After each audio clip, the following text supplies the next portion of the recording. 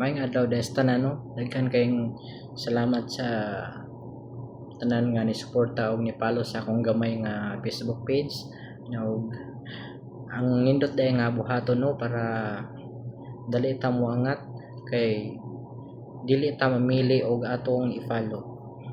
Tuog gyud ko ana kay nisuway ko og kanang itanaw kog mga video niya akong gihuman bitaw ang video niya, ako siyang gi-like, dayon akong gi-follow, dayon ni comment ko. Mao na to siya. Mao to nga kada video nga kada scroll lang ko. Ako nga tuon ako siya kanang tanaw ko sa iyang video antud nga kahuman, mulay ko dayon i-click na ko ang follow, dayon mo comment. Dayon mao na dayon no siya kanang naray mo abot nimo nga daghang followers. Ako nang gisoyan tinuod gid siya. Ana.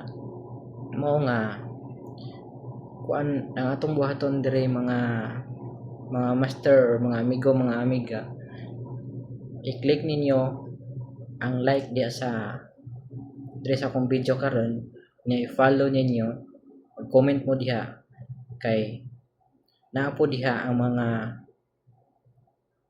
ato ang mga kasubaybay nga baguhay pasad nga nagkuan sa Facebook page, nangita sana sila og ka-engagement.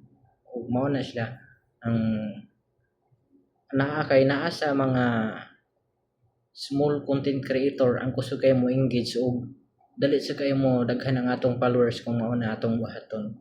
Mao na siya ang dapat natong buhaton mga amigo kamiga. So dinhin lang kutob no. Daghan kayong salamat.